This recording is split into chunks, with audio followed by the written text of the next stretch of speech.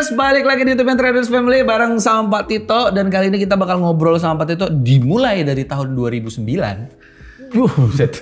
Lumayan panjang lah kali ini ya. 2009 lumayan. Panjang banget. Yang pengen saya kulik dari 2009 itu adalah Bapak sebenarnya menggeluti bisnis trading kan dari 2009 dong, ya kan? Enggak dong. 2009 dong. Di bidang trading, belum trading. Oh ya, oke. Saya trading secara individu aja tahun 2011 loh. Baru jadi timnya itu 2014 loh. Oke. Oke. Untuk tradingnya itu sendiri, di bisnis tradingnya. Ya. Di bidang tradingnya sebagai IB kan? Iya. Udah dari 2009. Oke. Lebih jelas kalau itu. Beda. Dan ya kita anggaplah bisnis ini semua bertahan sampai hari ini ya kan. Oke. Pertanyaan pertama saya, ngejalanin bisnis itu dari 2009 sampai hari ini adalah proses perjalanan bisnis yang mudahkah, sulitkah, malang melintangkah? Kita kan nggak ada yang tahu kalau itu loh. Oh, saya tanya balik. Gampang. Oke. Sampai hari ini TFA ada berdiri sampai kondisi yang sekarang. Iya. Butuh waktunya 15 tahun.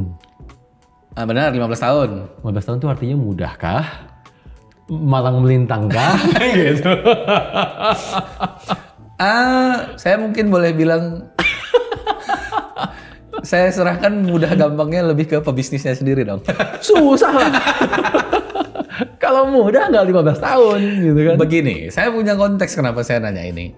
Karena yang ada di luaran sana, sekarang di dunia digital ya, di platform sosial media apapun, ada banyak juga beberapa yang ngebahas bahwa dalam ngebangun bisnis itu sendiri sebenarnya bisa dibilang mungkin relatif gampang. Dalam artian, masa? Kalau lu bisa menguasain ini, menguasai A, B, C dan lain-lain, dan lu mau melakukan A, B, C dan lain-lain, lu pasti bisa ngebangun bisnis itu. Nah ini kan versi yang ada di sana. Saya mau ngebandingin sama apa yang Bapak jalanin. Apa iya kayak gitu? Enggak sih. Enggak. Nah itu, di versinya Bapak tuh sebenarnya gimana? Taruh. Saya koreksi dikit. Ngebangun. Kalau ngebangunnya, iya. Semudah itu ngebangunnya. Selama punya duit. Oke, selama punya duit. Namanya ngebangun bisnis pertama kali, oke, selama punya duit, berarti kita urusan tempat kita nggak jadi masalah. Iya sih. Urusan karyawan kita nggak jadi masalah. Benar. Asal berani gaji kok. Iya. Bener kan? Benar. Urusan peralatan untuk kerjanya nggak jadi masalah. Selama punya duit nih semua nggak jadi masalah nih. Nah, tapi nih ngomong soal duit lah ya. Balik lagi, duit relatif kan? Iya, maksudnya gini, untuk ngebangun pertama kan yang penting modalnya ada atau enggak. Iya. Gitu kan? Kalau modalnya pas-pasan, layaknya bisnis startup pada umumnya, iya. Susah. Itu yang saya maksud. Karena untuk konten-konten yang beredar di luar sana, mungkin yang banyak kemakan sama konten itu adalah yang modalnya pas-pasan. Jadinya tidak sesuai dong sama ekspektasi orang yang mau memulai bisnis itu sendiri. Betul. Susah. Kenapa saya bilang susah? Sekarang kita ngomong dari yang paling gampang dulu. Tempat. Oke. Berhubung modal kita pas-pasan, akhirnya kan kita nyari tempat yang sesuai modal. Iya. Bukan tempat yang sesuai dengan keinginan loh. Yang tepat lah kali ya Pak. Iya kan, kita ngomong tempat strategis itu mahal. Benar. Kan gitu? Benar. Tempat kita akhirnya ya nggak bisa yang strategis dong. Iya. Ini baru ngomong tempat nih. Baru ngomong tempat sih. Berikutnya ngomong karyawan. Iya. Kalau kita ngomong karyawan yang udah berpengalaman. Jangan ngarep. Gajinya mahal. Jangan ngarep ya. Akhirnya di sini kita akan memilih kan karyawannya sedikit. Satu itu. Ya. Karyawan sedikit. Nah. Mayoritas kerjaan kita yang kerjain sendiri. Ya. Bener kan? Benar. Kita berperan sebagai karyawan juga loh. Benar. Yang nggak digaji. Benar, itu selalu. Bener dong. Benar. Kalau namanya perusahaan startup. Ya. Yang kedua sekarang. Oke. Kita juga akan cenderung memilih mereka yang belum terlalu berpengalaman. Kalau bisa fresh graduation. Oh iya dong. Yang fresh grad ini bisa gajinya minim. Benar, terjadi banget tuh. Iya kan? Ya. Tapi dengan gaji minim ini, dengan pengalaman yang minim ini, ya, benar. Ya, artinya tahu dong. Tahu. Gitu kan? Jadi ada resiko-resiko tersirat di situ. Artinya semua harus kita yang ngajarin loh. Iya, benar. Kitanya sendiri udah ada pengalaman belum? Iya. Kitanya sendiri udah benar-benar tahu belum ini bisnisnya mau dibawa kemana arahnya? Oke. Kan itu? Oke. Kalau kitanya sendiri juga masih ngeraba-raba, kesulitannya nambah kan? Nambah banyak sih tuh. Benar kan? Iya benar. Benar. Dan yang ketiga yang namanya bisnis, ujung-ujungnya namanya bisnis adalah jualan kan, apapun juga bisnisnya. Iya benar. Benar dong, kalau nggak dijual bisnisnya menghasilkan uang dari mana sih? Benar. Benar kan? Benar. Kalau udah ngomong jualan, Iya. yang tersulit adalah bukan bikin produknya loh. Benar. Tapi memasarkan produknya. Iya itu banyak problem di mana-mana sih itu. Orang boleh punya barang bagusnya setengah mati, tapi dia nggak bisa memasarkan. Ya. Benar, setuju saya. Setuju banget kalau itu. Ini udah kesulitan di awal nih, 3 ini. Kesulitan banget sih Pak kalau itu, kebanyakan. Gitu loh. Tapi ya balik lagi ya, menurut saya satu sisi mungkin ada baiknya orang menjadi punya semangat buat membangun bisnis, tapi satu sisi lainnya saya ngeliat orang jadi nggak realistis sama insight-insight yang mereka dapatkan di dunia online. Betul. Jadi kan kalau di online tuh, saya juga sering nonton ya, suka sering lihat sih, bukan nonton full. Sering banget didoktrin kata-kata, kalau cuma jadi karyawan kapan bisa kayanya? Bener kan? Itu banyak. Gak ada yang namanya karyawan bisa kaya. Bener gak sih? Benar. Nyatanya banyak loh karyawan kaya. Banyak. Bener dong? Banyak. Kerjanya di mana dulu? Kan itu. Kerjanya di mana dulu? Ya benar. Dan yang kedua, beda loh karakter namanya karyawan dengan seorang pebisnis. Iya. Karyawan itu perusahaannya untung nggak untung, dia bisa dibilang dia nggak peduli. Ya. Karena dia nggak ikut ambil resiko. Iya sih. Bisa. Bener kan? Iya. Sementara pebisnis, dia harus putar otak. Beda dong. Jadi karakternya sendiri udah beda jauh, sebenarnya beda total. Nggak bisa langsung dipukul rata. Aduh, jadi karyawan tuh artinya ya seumur hidup akan begitu. Iya. Siapa bilang? Iya. Gitu. Karena mungkin ada juga kali ya kejadian di mana mungkin dia waktu sebagai karyawan dia performance-nya bagus, pengalamannya bagus, tapi begitu dia memulai start bisnis, wah kayaknya nih udah game yang berbeda nih. Iya, jadi nggak bisa main dipukul rata dan terus mengencourage setiap orang harus jadi seorang pebisnis. Ya, benar sih, benar. Tapi gitu loh. Tadi Bapak ada sempet bilang bahwa tahu nggak bisnis ini bakal gimana nantinya. Pertanyaan saya, Bapak dulu waktu memulai bisnis ini di 2009, tahu nggak kira-kira, wah bisnis ini bakal kemana nih arahnya nanti? Bakal benefit nggak nih buat saya nih gitu? Bakal menguntungkan apa enggak nih? Gak ada yang tahu lah kalau itu. Tahun itu belum tahu sama sekali. Tahun itu tahunya kan cuma kerja. Nah, karena yang saya tahu kan Bapak kan tipe orang yang strategis, mikirin kan. Waduh. Begini bil. 2009 saya baru belajar digital marketing. Iya. Di tahun yang sama saya baru belajar forex. Dari mana saya tahu ini semua akan bikin saya jadi kondisi seperti sekarang? Iya sih. Bener dong? Iya. Bullshit lah kalau saya bilang, dari waktu itu saya udah tahu forex itu masa depannya cerah gitu. Bullshit semuanya. Bullshit, nggak mungkin. Saya taunya cuma, forex kayaknya menarik nih. Iya. Yang menariknya kenapa? Karena ini bergeraknya di bidang teknologi dan finansial. Yang namanya bisnis bergerak di bidang teknologi dan finansial. Otomatis nih tak lekang oleh waktu kan gitu. Benar. Sampai kapanpun nggak akan pernah padam. Yang ada akan selalu berkembang. Benar. Teknologi finansial. Itu doang yang saya tahu. Berarti modal Bapak mau menjalankan bisnis saat itu karena itu? Iya. Karena tahu di bidang itu? Iya. Oh. Dan saya orangnya suka di bidang teknologi. Iya. Ya tapi dibilang, tahu nggak sih akan jadi gede? Enggak. Taunya ya sebatas ngasilin duit, kan gitu.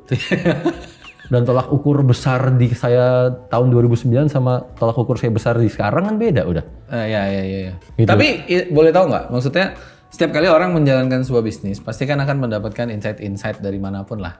Entah belajar sendiri, entah dapat dari orang lain ya kan.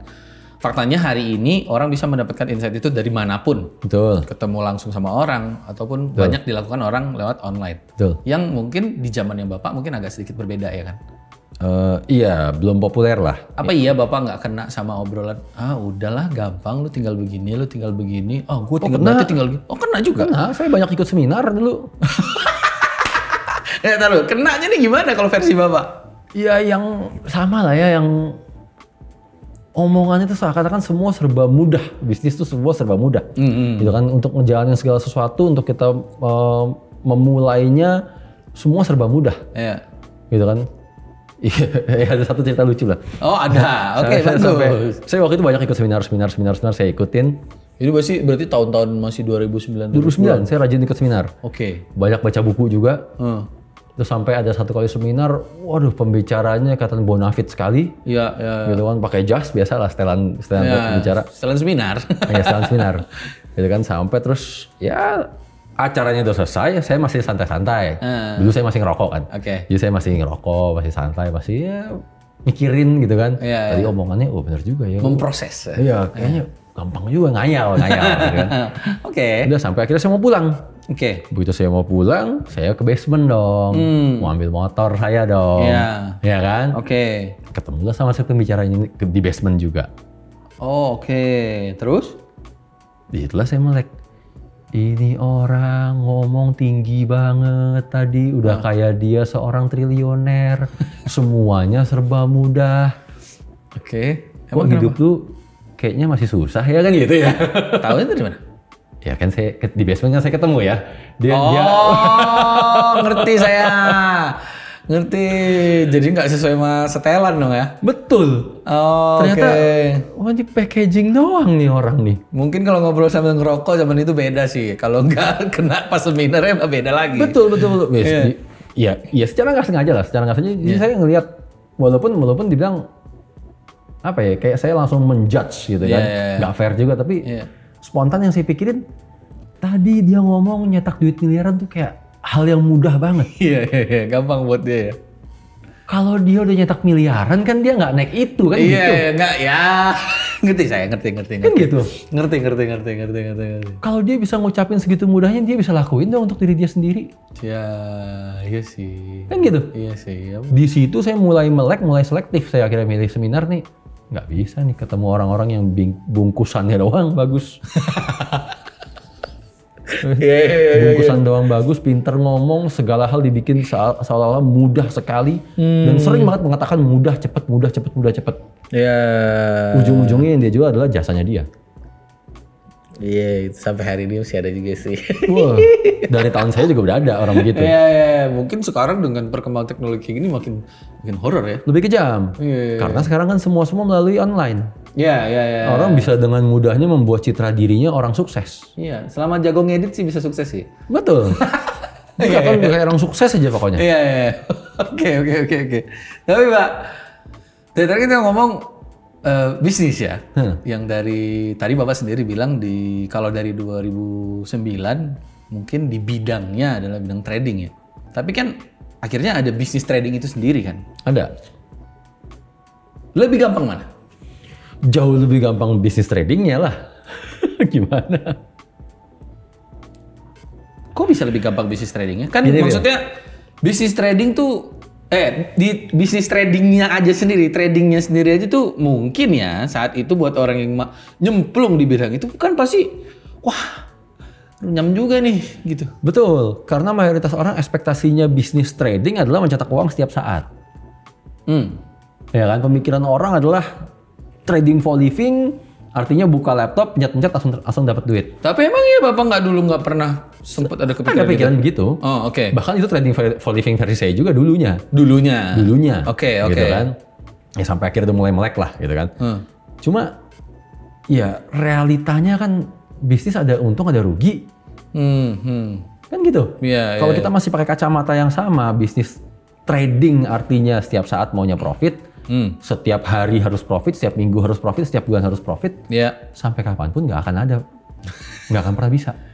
Iya. Gitu, tapi kalau diganti kacamatanya bahwa ini bisnis pada umumnya, bidangnya aja yang trading, gitu kan, bisa untung bisa rugi. Iya. Jadinya jauh lebih mudah. Sebentar, jadinya jauh lebih mudah. Tapi kan antara bisnis besarnya sama bisnis tradingnya nih ya, maksudnya Bapak sendiri bilang ini lebih mudah. Jauh lebih mudah. Jauh. Kalau kita nge-trade dia seperti bisnis pada umumnya. Betul. Terlepas dari konteks-konteks yang tadi Bapak jelasin, ada hal lain lagi nggak yang bikin dia lebih mudah lagi? Kita bahas dari konteks yang sama dulu. Oke. Tempat. Nggak bisa, itu di kamar aja bisa tuh. Emangnya saya butuh tempat strategis? Nggak perlu. Orang saya nggak terima klien. Kalau saya hanya sebatas bisnis trading loh. Iya. Sebatas bisnis trading artinya saya nggak terima klien Iya. Ya kan nggak butuh tempat yang bagus, interior bagus, Enggak sih. lokasi strategis saya nggak butuh semuanya. Enggak. Saya hanya butuh internet yang kencang. Benar. Sangat harus bisa diandalkan tuh internet ya. Biar dong. Ya, benar. Berikutnya sekarang, karyawan. Oke. Emangnya saya butuh orang berpengalaman? Semakin dia berpengalaman, semakin susah diajarin. Kalau ini plus banyak nih dibandingkan bisnis biasa ya. Saya justru butuh orang-orang yang gelas kosong. Ya. Ya. Betul kan? Iya sih. Dan pekerjaannya sangat-sangat nggak dinamis. Orang setiap hari kerjanya cuma nge-backtest. Benar. Iya. Benar Iya dong? juga sih. Kerjanya cuma nge-backtest loh. Ya. Beda loh sama bisnis pada umumnya yang kerjaannya dinamis sekali. Dia harus menguasai beberapa macam skill. Ya, sedangkan ini cenderung statis ya. Ini statis. Ya. Nggak butuh skill. Iya, jangan terlalu kreatif dah di situ dah. Betul. Iya. Dia hanya perlu mengulang kerjaan yang itu aja. Iya, Bener kan? oke. Yang artinya kan kita juga nggak butuh orang yang harus berpendidikan tinggi, yang harus bisa dipercaya bagaimana banget, dipercaya banget itu kalau sampai dia yang megang duit, iya. Ya, pastilah. Kalau tugasnya cuma nge-backtest takut apa sih? Iya. Data backtestnya mau dibawa lari. Iya, banyak orang berpikir, oh nanti data backtestnya mau dibawa lari. Bawa lari aja. Iya, benar sih. Kalau dia nggak punya modal dia nggak bisa buat apa-apa kok itu. Iya kalau ngerti juga. Iya, benar. Bener kan? Oke. Dari beberapa aspek sih menang banyak sih. Menang banyak. Menang banyak. Jadi untuk memulainya bisa dengan modal yang kecil akhirnya kan? Iya sih. Udah, sekarang kita bicara. Yang bagian tersulit dalam sebuah bisnis bukan ngebangun bisnisnya, tapi bikin bisnisnya jadi untung. Iya. Itu bagian tersulit. Iya. Bagian promosi jadi kan? Iya. Memasarkan kan? Apa yang dipasarin? Apa yang dipasarin? Iya, nggak ada sih. Nggak ada. Nggak ada. Bener kan? Iya, benar. Udah, ini baru memulainya doang udah menang banyak nih. Kenapa saya bilang mudah sekali? Jauh lebih mudah. Iya. Bukan mudah sekali lah, jauh lebih mudah. Sorry, saya ralat. Oke. Berikutnya sekarang, yang namanya bisnis kalau konvensional pada umumnya, bagian tersulitnya adalah pengembangan. Oke. Benar dong? Iya sih. Kita ikutin perkembangan zaman. Iya. Bahkan pengembangan itu sendiri ada resiko juga kan? Betul. Iya. Emang ini butuh pengembangan? Nggak sih sebenarnya. Metodenya udah jalan, itu jalanin secara terus-menerus. Iya benar. Iya sih. Nggak jadi masalah. Nggak jadi, bahkan datanya semakin banyak. Iya, kalau butuh pengembangan paling banter ya, paling mentok nih pengembangan. Iya. Oke, ini udah jalan, udah menghasilkan uang.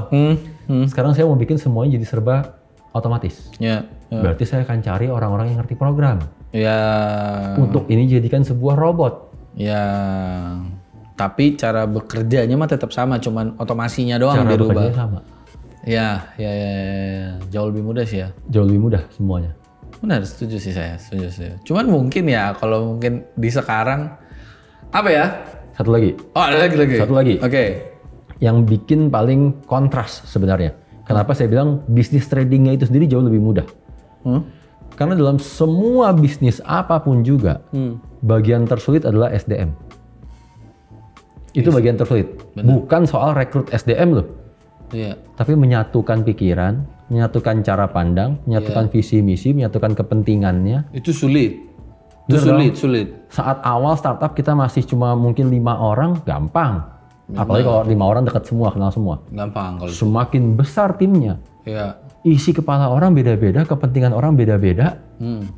Iya sih. Benar dong? Iya. Itu selalu bagian tersulit loh. Benar. Sementara ini, apa yang mau disatuin? Justru harus satu-satu. Iya sih. Maksudnya dalam artian kalau saya ngomong teknisnya gitu kan ya. Iya. Kalau kita menjalankan bisnis trading, kita berhadapannya dengan sebuah program. Iya. Gitu kan? Program maksud saya di sini adalah ini data semua loh isinya. Iya. Backtest isinya data semua. Iya, benar. Polanya udah ada itu aja. Iya. Udah kan? Selebihnya cara kerjanya cuma backtest, forward test, backtest, forward test, backtest, forward test. Itu kita menghadapi sebuah program doang. Iya. Yang kita berhadapannya dengan market, kita berhadapan dengan komputer, berhadapan dengan layar. Itu berhadapan dengan program. Iya.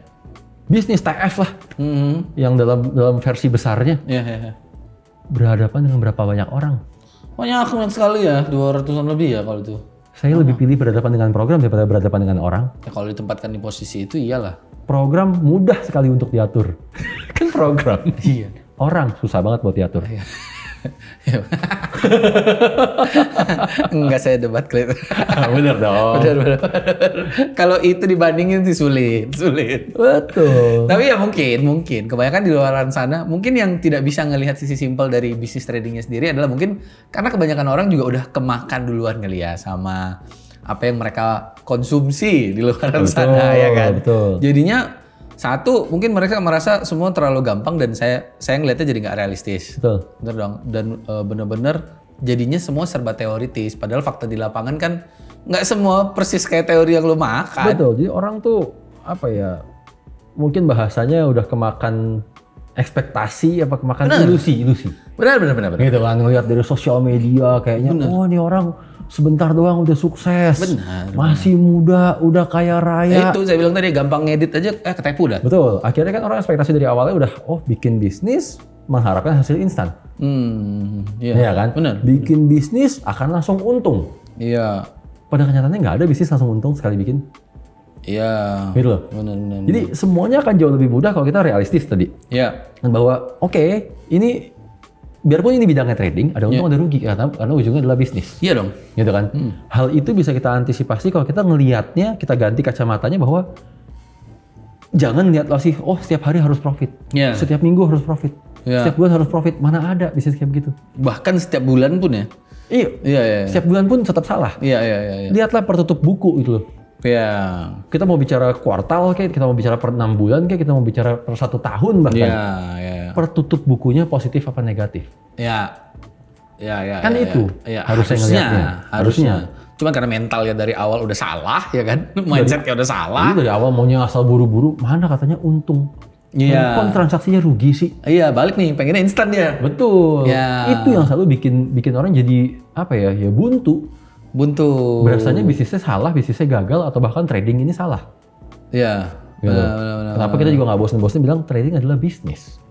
Iya. Kalau kita ganti kacamatanya, sebulan 2 bulan belum ada arti apapun, gitu kan? Iya. Lihatlah persentase itu per tutup buku, baru kelihatan nih hasil backtestnya sesuai nggak sama hasil forward test. Iya.